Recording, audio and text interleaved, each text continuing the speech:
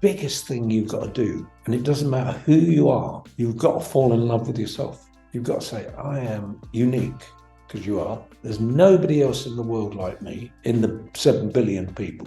No one's got my DNA. No one's got my history. No one has my attitude towards life. And everybody is, in the end, a unique person. And if you just fall in love with yourself. Hello and welcome to the ADHD Untangled podcast. My name is Rosie and I have ADHD. And like many other ADHDers, the majority of my life has felt chaotic, to say the very least, due to what I describe as having a tangled brain. Let's get untangled and show the world what we are made of. Trigger warning. The Untangled podcast does cover some sensitive topics that could be triggering to some. So please be sure to read the full description before listening in. Please note that the majority of the guests on the Untangled podcast do have ADHD, including myself, which means we will interrupt each other, forget what we're saying, and go off topic.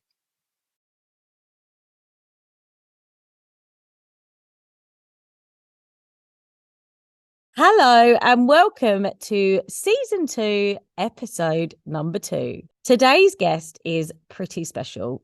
I was invited back to Parliament to talk to the one and only Lord John Bird, who is the founder of the Big Issue magazine, which is the UK's #1 street paper, giving people who are experiencing homelessness and vulnerability the opportunity to earn a legitimate income, thereby helping them reintegrate into mainstream society. So John is doing such amazing work. And he has had such an interesting life, and what a story of true struggle to strength he shares. This chat was probably some of the greatest life advice I have and may ever receive. What stood out for me the most during this chat was John's strong self-belief and confidence, as I think this is something that many of us spend years, if not our entire lifetime, trying to find.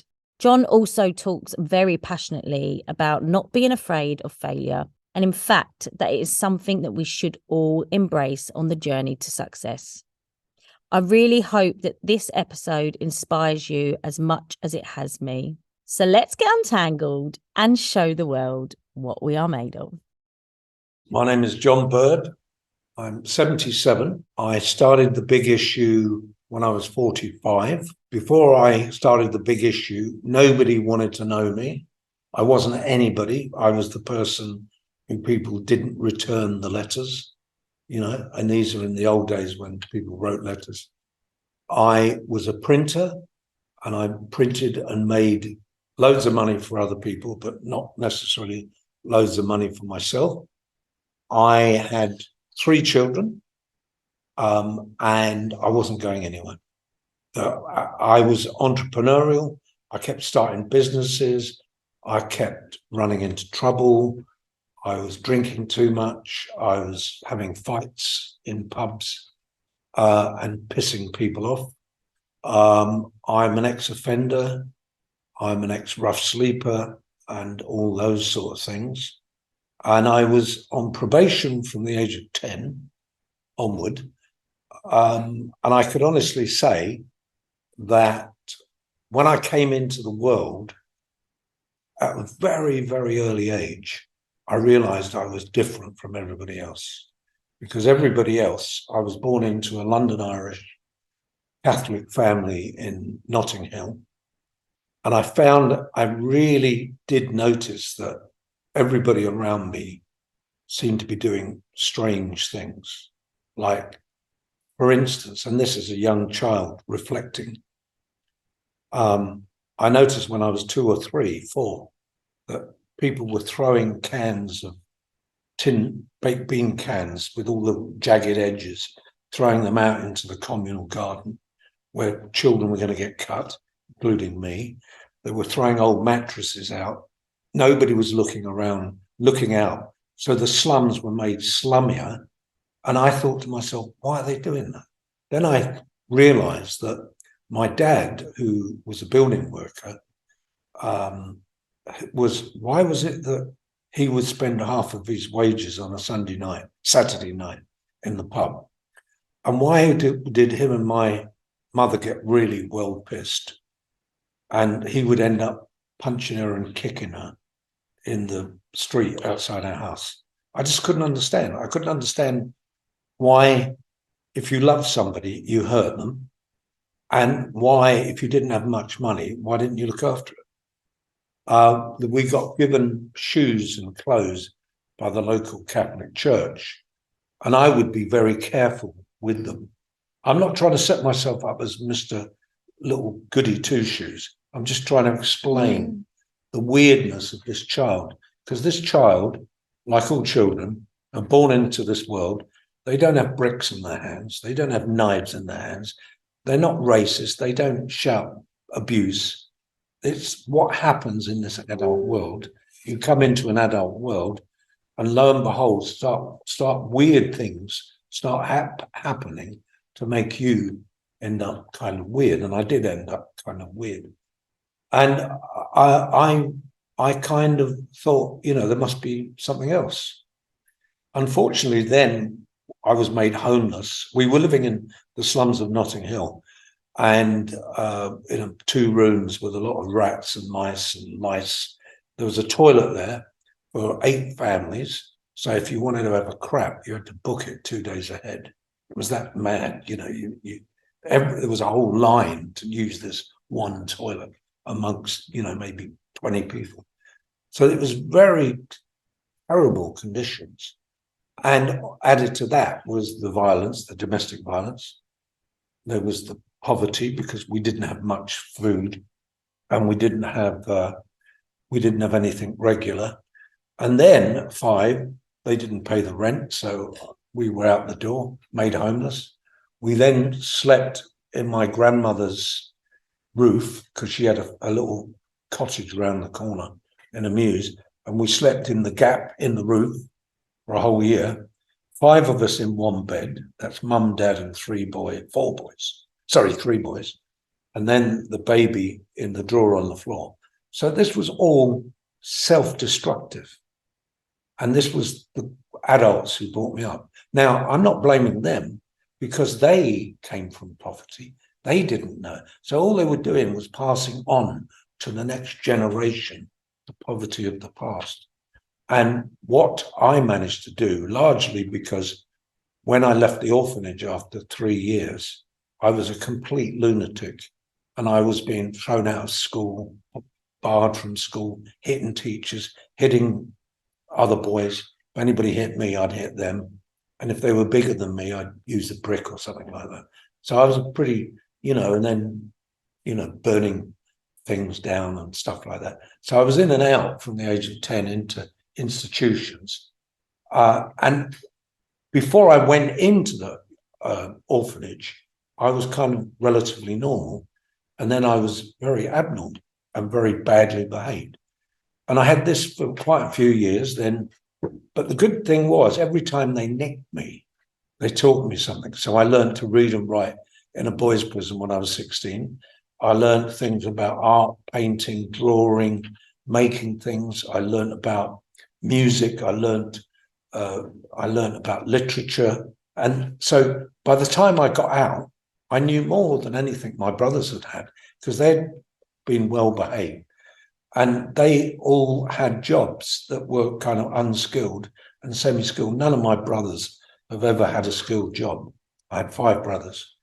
But I got, I learned a bit of printing. I learned a bit of roofing. I learned a bit of bricklaying. I learned how to drive. I learned how to climb trees and cut the things down. I learned stuff in the print industry. And I learned about painting and all that sort of stuff.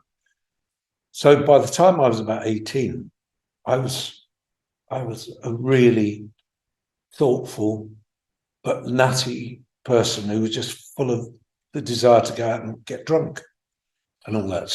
So they'd give me the education, but I had no social control. I met a girl in a lift, and I made her pregnant, not in the lift, as I keep saying. I became a young father at 19. I wouldn't go to work. I would just want to sit around smoking and drinking, and in the end, she just left, took the baby, and then I got into even more trouble. And then I ran away to Paris. I met a beautiful young woman who was a Marxist, political Marxist. And then I came back to England and I started to kind of try and sort my life out. I didn't. And then met another woman and started having babies with her. And then trained myself up as a printer. And by the time I was 30, I was kind of stable. I was always getting into trouble, like drinking too much and all that, but I was kind of moving towards stability. And I spent my 30s really working very, very hard. Harder. I mean, I'd start work on a Monday and I'd stop work on a Thursday and I hadn't been to bed. So it's that kind of, and I loved printing and I loved all of my clients. I worked for, big people. I worked for the Tate Gallery. I worked for the Pan American Airways. So all of the Tate Gallery, no, what's it called? The Royal Academy, or what's that one? The Albert Hall. So I had all these big clients because I was brilliant at getting jobs and I would never, ever let them down. So I was a compulsive geezer and I made a shed load of money. And then I got to the age of 40 and I wasn't a great father because I'd been brought up in a militaristic sort of way. So I didn't discuss with my children, you do this, you go there, you do this. And I didn't hit them like I got hit, but they were, I was just unloving. Do this, do that. We're going on holiday. You're going to enjoy yourself.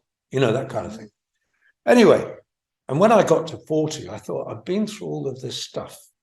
So I've got to find a way of making this work. Because if you've been through grief and hardship and self-harm, you've got to, that's something that could be useful. So lo and behold, I saw a bloke on the telly, this Scots geezer, and I saw him and I knew him 20 years before when I was hiding from the police in Scotland. And I met him in a pub. Then I met him 20 years later. I saw him on the telly and it was obvious that he was a multimillionaire. So I thought, wow, I better go and see him, hadn't I? As you do. So I went to see him and he said, he was kind of nice to me for a while. And then he went to America in 1990, by which time I was 44 and we weren't doing anything together. And he went to America and there was somebody selling a street paper called Street News. And at the time in London, there were thousands, there were 7,000 people sleeping rough in the West End of London. I mean, we are not there yet.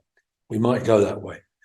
And guy Gordon Roddick saw the street paper in America and wanted to do it over here. And eventually he asked me to do it. And he said, and I said, why are you asking me? Because I'd never employed anybody. I'd employed one printer who didn't turn up. His dog turned up on occasions, but not him. It was a very weird relationship when somebody's dog turns up. Then you think, where's the guy with the dog? Anyway, the dog loved me. Obviously he didn't. So I ended up starting a business at the age of 45, where I was responsible for hundreds of homeless people. Then I had 5 members of staff, 10 members of staff, 20, 50, 100. And it was madness. And that's how the big issue was born in madness. It was born in making it up as you get along. But one of the things was I had no fear. I didn't fear the homeless, even the nasties. I didn't fear the police because I was doing them a good favor, because I was taking badly behaved people in the West End and turning them into paper sellers who then had to be nice to the public in order to sell the paper. Mm. And I wasn't frightened. I wasn't frightened of anybody. And I just thought, this is brilliant. I found my way. And then I realized that all of the grief that I'd been through was useful. I realized that if I hadn't been through the grief, I couldn't have been useful to anybody. And then I lived happily ever after. That is such an amazing story of struggle to strength. That is incredible. And there's a few things that come up for me when you said that. One of them, what was the thing, do you think, that created that transformation? When you said you got to 30, all of a sudden things started to settle. Was it becoming a parent, or what do you think was the moment where you started to feel more settled? Well, I'd been a father at 19.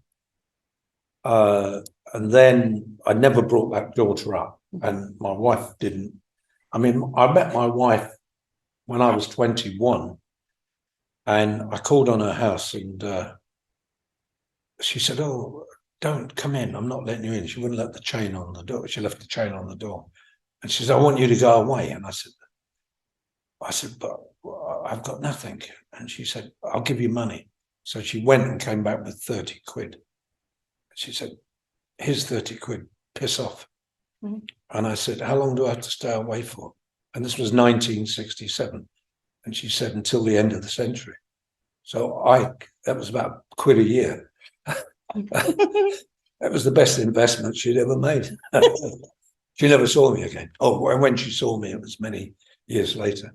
But I was not a very good father, and I wasn't very reliable. I'd go out for a box of matches and come back 2 days later without the matches. So sounds like my dad. Yeah. And then, I would be talking to everybody. Yeah. Because I'd go to the pub and I'd meet new mates and all that stuff. So I was garrulous, loud, and all that. And if there was a job in the world to just go around talking, I'd have had a load of money. But what happened was, when I met this other woman when I was in my mid-20s, and she wanted children, and she had a few bob, which is always helpful. So, we got married, and then we started having children. There was a kind of settlement. There was kind of stability, and it's so interesting when you look at what happens to young people in prison.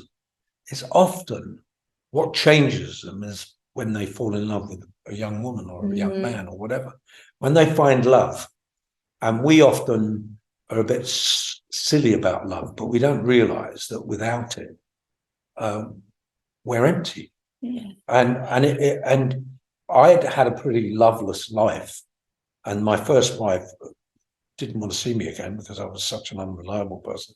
And then meeting somebody in my mid-20s who loved me and wanted to have children, and had a few bob, as I said, it all kind of came together. So I became more stable, but the problem was I was still a pretty damaged, driven person. I mean, I would do things when I became a printer, I would work for day after day after day, and I would ignore the family. So I was a compulsive worker because I was doing what I loved and what I understood, and nobody else could understand the world I was in. So I think what it was meeting somebody who you love and then finding something that you can excel at. Because I was so brilliant. And when I say I was brilliant, I taught myself within a few years to be a really good printer, and then a very good printer, and then an excellent printer. And people would bring me jobs that were complex and involved hundreds of hours of work. And I managed it all because I'd found something I was useful at. This was before the advent of digital, so everything had to be done by hand. And I was just the right geezer.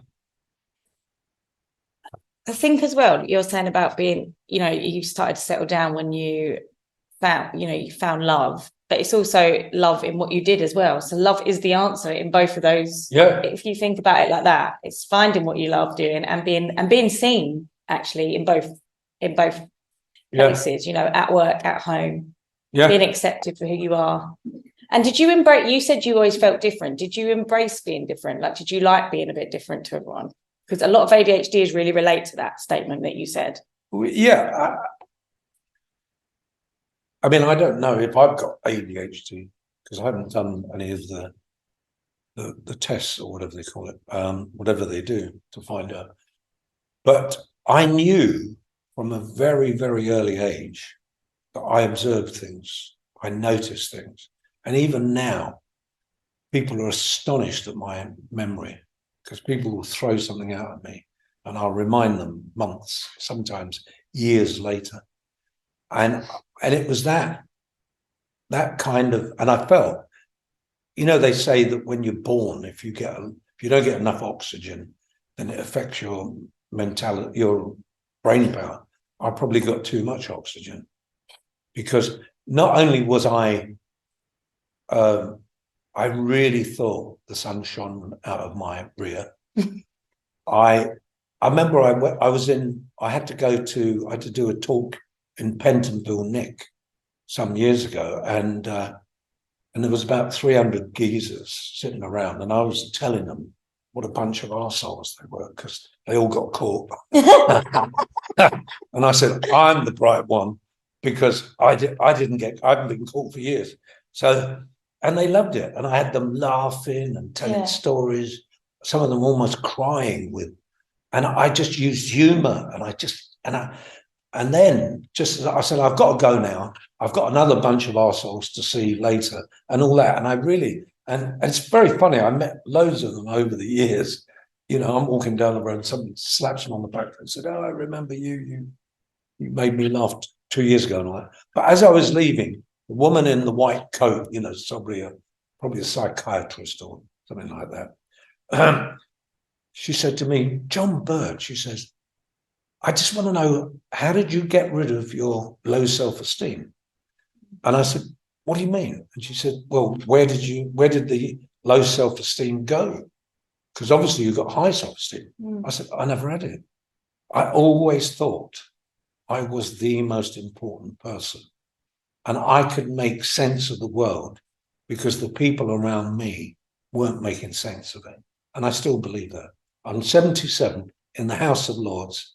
And I believe, and this is almost kind of psychotic condition, but I'm sorry, that's me and that's the end of it. I look around and I listen to what they're doing and I think, you've got your head somewhere dark. And it's true, I do believe I have a whole program for sorting out the world's problems. And I think I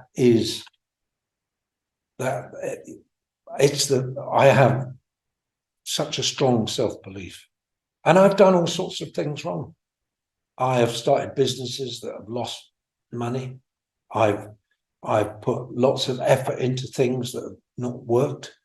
I did a TV program for Channel 4, which they thought was wonderful.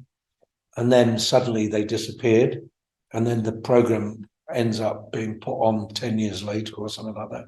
So I was always running into those things. I started things for people and then I'm just not included because I've signed the contract or done.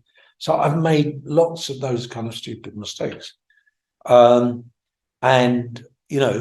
some of the things I've invented have come to happen. When I was about 20 years ago, I started something called Blueprints for Change. bp4c.com. Now, back then, 20 years ago, people weren't doing it. Now it's all over the place. It is information gathering. So I gathered thousands of social businesses and charities together. Now you can do that at the drop of a hat. But 20 years ago, I was doing that. And I ran out of money, so I had to stop doing it. I started a loyalty card, which was the best loyalty card ever developed. It was for every small business in Britain. And I called it a disloyalty card. And the reason for that is you get a loyalty card for John Lewis or for Starbucks. You can only use it in Starbucks or Costa because they want you to come back. But I invented this loyalty card, which really went very, very well until we were let down by some people who were going to do a lot with it, and they didn't. It's absolutely phenomenal, bringing all the small businesses together. So you could use this card in any shop on your high street. It was to revive the high street. It's still needed now. So I tried all these things and I failed. And people would look at me and say, you're not up to much, are you? And I said, well, if you don't try, you'll never succeed. So I have an insatiable appetite for doing useful things. But I don't know whether I make it work. The big issue was work for me because we grew it as a street paper, and it was based on my own experience that if you get work, you don't go nicking. So that's what I was doing. I was giving people the way of making their own money so that they didn't get into grief. So if they were drinking or taking drugs, they weren't mugging old ladies and they weren't breaking into banks and, robbing cash tills and all that stuff. So the big issue, but we've grown it into an enormous investment business. So we invest in 500 social businesses all around the UK, and we're going to be going into Africa and other parts of the world. And it is all grown out of the silly little things I learned when I was growing up. And one of them was to believe in yourself and don't listen to other people. But that also means you believe in yourself and you don't listen to other people and you cock it up. But that goes with the territory. Would you say then, do you think success can happen without failure? Well, that's interesting. There's in the United States, there are businesses that will not lend to anybody who hasn't had a number of failures. Now, you imagine coming to the bank and saying to the bank or an investor, you say to them, my name is John Bird, and they say, oh yes, so tell us a bit about your business history. You want to borrow £1 million. Tell us about your business history. Well, I copped this up and I copped that up and I copped that up and I copped that up and I copped that up and I copped that, and then that worked and that half worked and that almost worked. And I say, piss off. Because they don't want living experience. There was this bloke I met in the park, in Hyde Park, and he was selling this magazine. And he was an American. And he was saying, sir, would you like a copy of my magazine? It's called The Student. And I said, yeah. I said, why are you selling it? He said, well, I'm a student and I'm using this magazine to sell to the public so that I can work my way through college. I haven't got any money. And I said, do you sell well? And he said, yeah. So I said, where'd you buy them from? And he gave me the address, and I went to somebody's basement in Bayswater, and I went down, and there was this little skinny 17-year-old boy with silly blonde hair. He looked very nerdish. And I said to him, I'm a student, which I wasn't. I want to sell some of those papers. And he said, well, you have to buy them. So I bought 10 of these papers, and I went out, and about an hour later I came back and I said, I'll have 20, all that stuff. And I made a load of money out of this. Then unfortunately I went one day and Richard Branson had disappeared. This 17-year-old had started this magazine called The Student. No. And he'd made a cock up and he lost money. And then he probably lost money on other things, but he eventually got it right. Yeah. And if he hadn't cocked up, if he hadn't overstretched himself, how could he learn what to do? I often tell, because I love going and giving speeches and telling everybody how important I am and how successful I am, but also how failed I am. And I always tell a story of my latest daughter, because I always say that in spite of appearances, I'm a very young father because I got married again when I was 58. So I got a 16-year-old and an 18-year-old and 3 others. But when my youngest daughter was learning to walk at the age of about 2 or whatever, I said to her one day, I said, darling, you're not doing very good at this. So I think you should give it up. And little Ishi says, 2. Well, what are you talking about? I mean, I think she was 2.5. And I said to my wife, I said, we got to stop teaching Ishi how to walk because she's not very good at it. My wife said, are you a nut? And I said, darling, don't you understand? This is like a parable. This is like a fable, because this is about the fact that if you don't learn to stumble and fall and get up and stumble and fall, get up, you're never going to learn to walk. And it's the same at work. You've got to drop the plates if you're working in the kitchen. You've got to cook. You've got to put the porridge, in with the spaghetti in order before you understand how to make spaghetti and porridge and all sorts of things. And people don't understand. And they're frightened of making mistakes. I would love to run an academy of cock-ups. And just get it wrong. Get it wrong. And it's not, they do say fake it until you make it. There's an element of that. But so when I learned to print, this was extraordinary. Even though I'd worked on machines, I went into a printers. I applied for a job, got the job. And about an hour and a half later, the bloke said, you can't print. I said, well, I want to learn. He said, well, not here. It took me 9 jobs to be able to learn to operate a very simple print machine. And so the first job I was an hour and a half. The second job I managed half a day.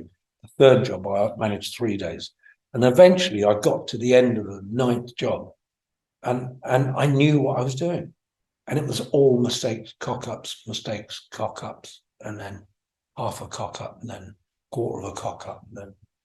And I want people to embrace that side of themselves. You would never tell a child to give up walking, would you? Or talking. What are you talking? What rubbish you're talking? Shut up, And we have to have that same attitude towards life. I totally agree. I am here to prove to you that meditation does not have to be boring. It doesn't have to feel like a chore, and that you can have a regular meditation practice and bring all the benefits that come from meditation into your life. You can find these either via my Instagram, which is ADHD_Untangled, or on my website, untangledco.com. What would you say your definition or how you measure what success means to you? To me, success is perpetual curiosity and belief in human beings. I mean, human beings are always letting human beings down because they're muggers, they're murderers, they're rapists, they're paedophiles. Their domestic violence and all that stuff. There's all of that, and so all of this human stuff. But in the end, but then there are nice people, there are useful people, there are people who don't know what they're doing and they're lost, and then there are people who are quite useful. So I have a great belief in curiosity, which is meet as many people as you can, try and find out as much as you can. And try and not kind of be, believe that you're up on a hill and you're looking at idiots. Even though I do believe that most people, I believe you're very wrong. I'm right. So I believe that. But at the same time, I'm going to learn from you. Yeah. And that's it. So I believe success is about keeping as open-minded as possible about what needs to be done and what can be done. And I believe, like the government, I'm not standing there telling the government how wrong it is. I'm trying to guide the government into making things that work, What motivates you now that you've got to this? Obviously, you've got huge success at the stage you're at now and you've achieved so much. How do you stay so motivated still? What is your motivation? Well, I don't look upon it as success. I look upon it as it works in parts. It could be better. I'm ambitious for the next stage. So if I'm ambitious for the next stage, then I have to have a reason to wake up in the morning. I wake up in the morning and I am ambitious that day I will achieve things I haven't achieved any other time. And I'm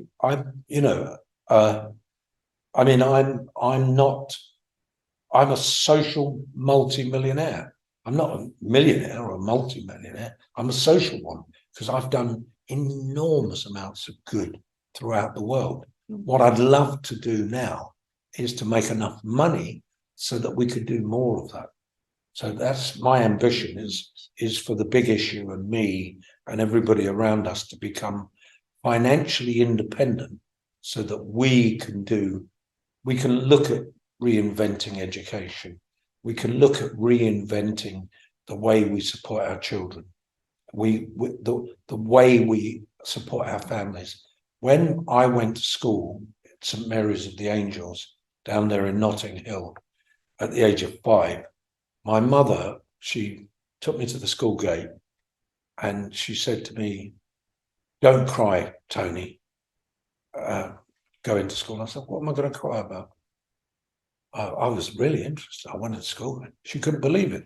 And the reason she couldn't believe it was because she had 2 elder children who cried and ran away from school, even though they were 5. So we have to help parents understand that when a child goes to school, the whole world is a potential for them. So we have to teach the parents to be open to their children. My parents, when I went to school, it was like babysitting for 10 years because they knew at the end of it, there'd be a shovel and I'd be able to make money so that they could live a better quality life. So to me, we need this. I mean, you look at the prison system. Prison system costs about £3 billion a year to run, all those nicks all over the place. If it had another billion, that would be spent on rehabilitation, on supporting people into work before they leave Nick, supporting people into accommodation before they leave Nick, then it would have an enormous hit on the crime bill. The crime bill is nearly 90 billion. So this small amount of money, this 3 billion, make it 4 billion. Now, you go over to Parliament and you say to the Treasury, "Can't you do it?" "Oh, we haven't got the money." You've got the money to piss it up the wall on the crime bill, excuse my French, but you haven't got the money to stop the crime bill. Yeah.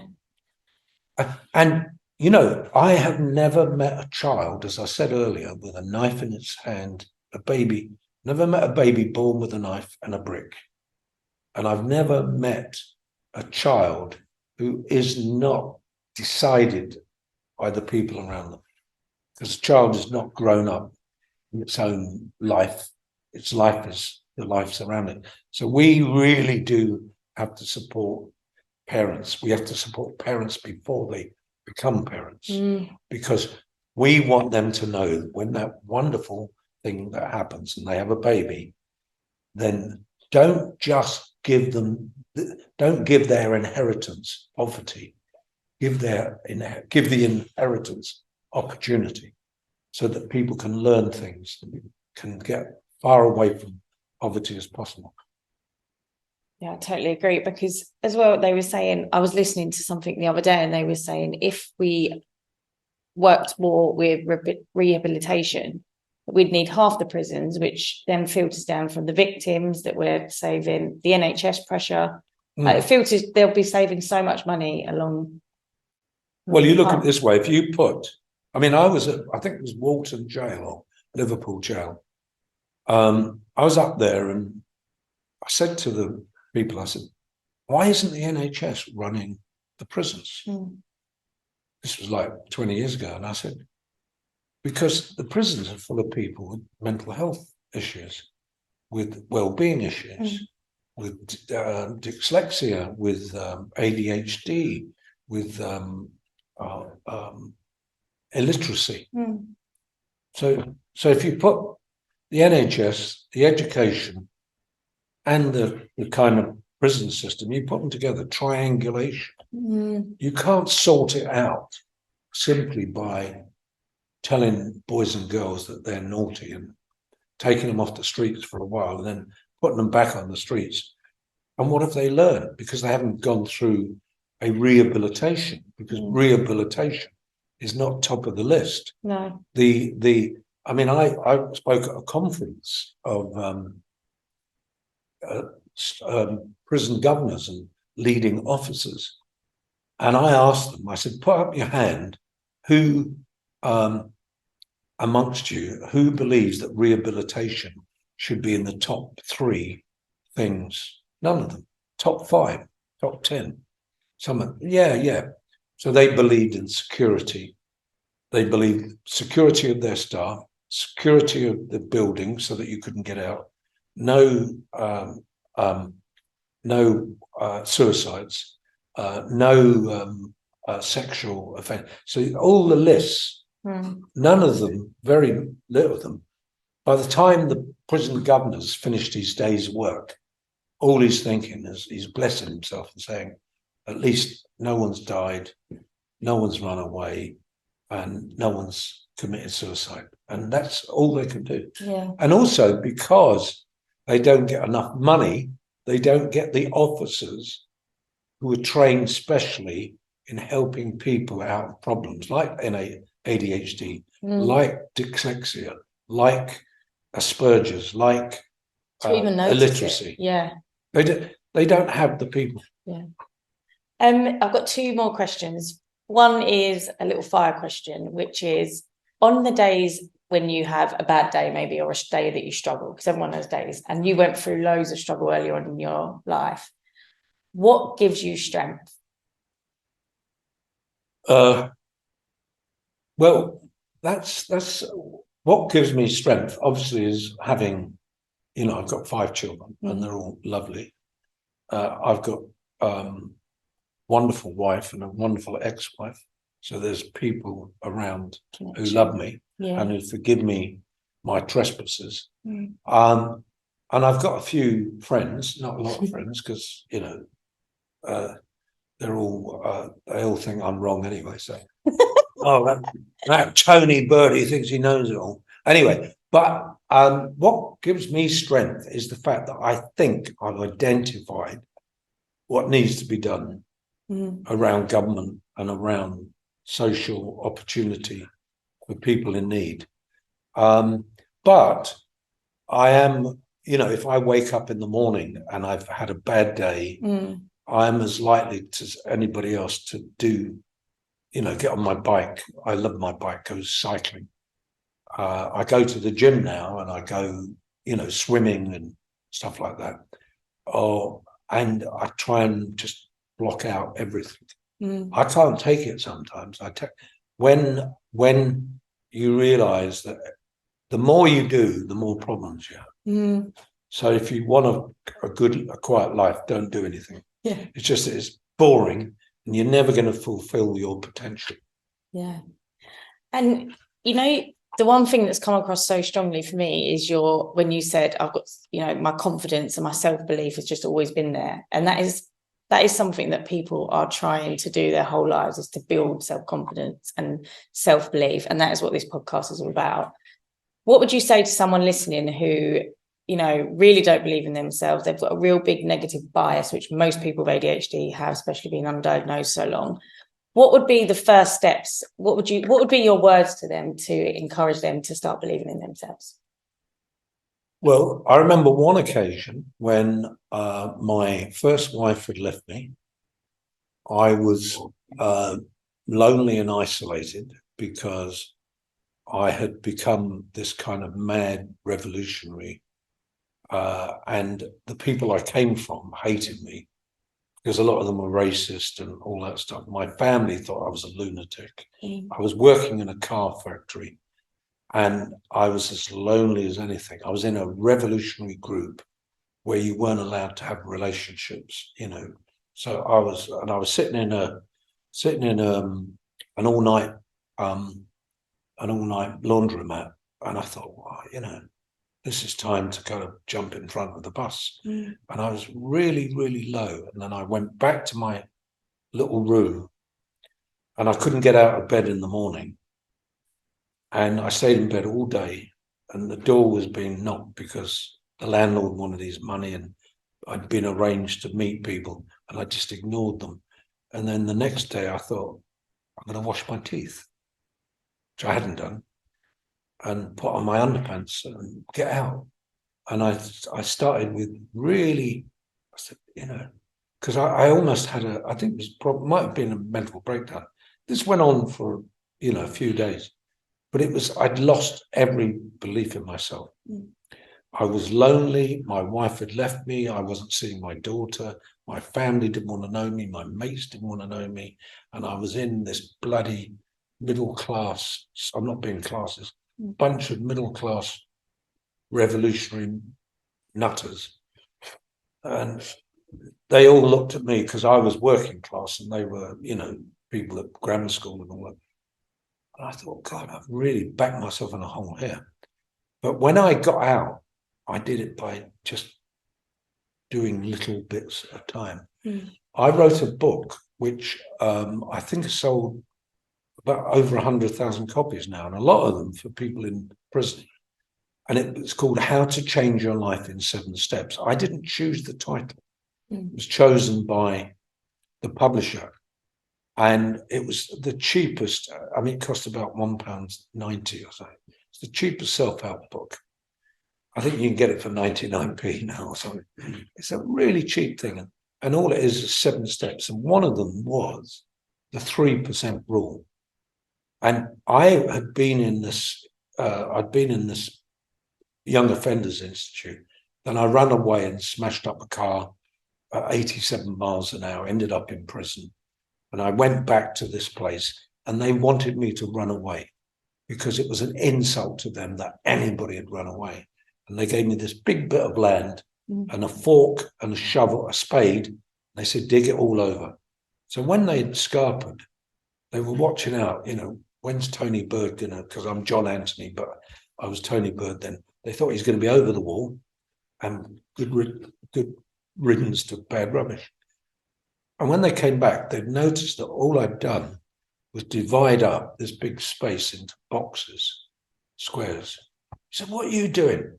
I said, oh, I'm doing this. They said, well, why are you doing it? I said, because if I can do one of those boxes, squares, before lunch, then I can do another one, 2 in the afternoon. So I don't just look around and be overwhelmed by the bigness of everything. So I was break everything down to little things.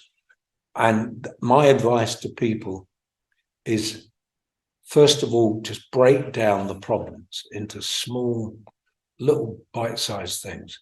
The other thing is, do an audit. You know what I mean by an audit. You mean just audit. Who are you? What are you? Where have you come from? Where have you been? What are the things that have worked for you? What's worked against you? And if you actually look at it, you will find that a lot of your problems come not from you, have not been decided by you. You didn't choose your parents, you didn't choose your class, you didn't choose your color, you didn't choose your religion or whatever. You didn't choose the country you're born in. You didn't choose the road you were born in. You didn't choose the school you went to. You didn't choose what you learned. So a lot of the stuff is what other people in this adult world has done. So where are you in all of that? And then if you stop and you say, well, actually, you know, I'm quite good at that. I could do it. And just, I mean, I used to be able to say I can do things like draw. I could, and read. I mean, learning to read at 16 was a leap in the air. And I can talk. I'm really good. I'm a good bullshitter. And I can tell stories. And if I'm short of money, I could go in the pub and befriend somebody, and before I know it, they bought me 3 pints. So I'm that kind of, but do add up what are the good things about you and the bad things about you. The bad things, embrace them. They are you, get rid of them. My big thing was aggression. How did I get rid of that? I got rid of it by working on it for years. I mean, I'm still a little bit, I can still kind of get a bit, a bit Frustrated. yeah, but I've really worked on it. And the other thing is, if you can assess that and then look at where you're working or whether you're studying or whatever, are you doing the right thing? Is there something else you can do? Is there a way? I mean, I have advised some people I know who are not very good at it. I've advised them. They say, "Oh, I'm having a horrible time at school or at work." I said, "Well, why don't you go in and try a charm offensive?" That means the people who you really don't like or you don't think they like you, be kind to them, be nice to them. Yeah, I love that.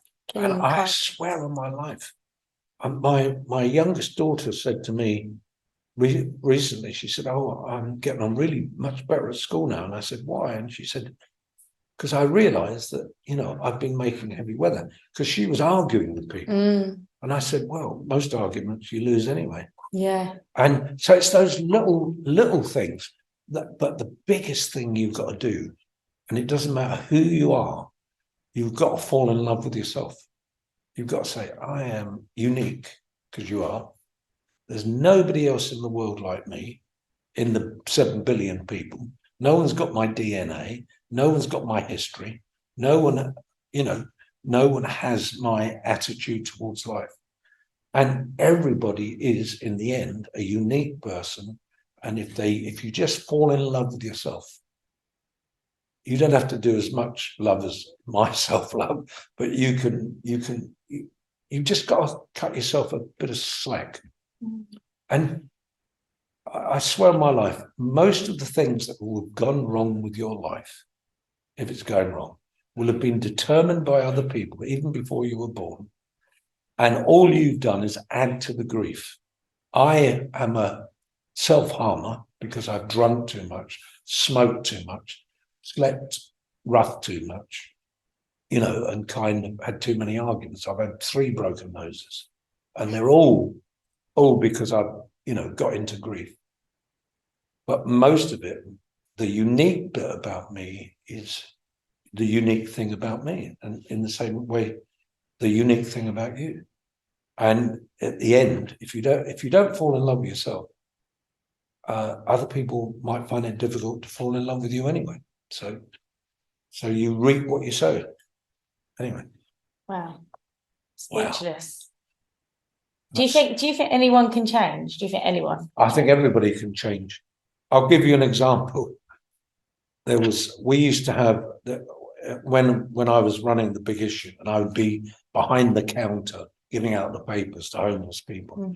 There was a very big guy from the north of England, and he came pushing everybody out the way. "I want to get my papers. I want to get my papers." And he pushed his way to the front of the queue. And I said to him, "Well, I'm not serving you because you just pushed in." I said, "Look, why don't you just fuck off and go and help that bloke out there who's sitting on the step, because he's shit himself and he's going to get arrested. He's got nowhere to live. Why don't you do something for somebody else now?" Fuck off. And we just wouldn't serve him, pushed him out the door. About a week later, I'm walking through through Cont Garden, and I see this guy, big guy, Doug. "Oh, John, how are you doing?" I said, "Right, I saw that bloke out." I said, "What bloke?" He said, "The one who shit himself." I said, "What did you do?" He said, "Well, I cleaned him up and I got him a billet, got him a place to stay. He's staying near me." And I said, "You doing something for somebody else?" Anyway, within a couple of weeks, he'd found that it was more rewarding, instead of pushing people out of the way, that actually recognizing that some people were worse off than him. And I don't know where it came from. He didn't talk about Jesus or anything.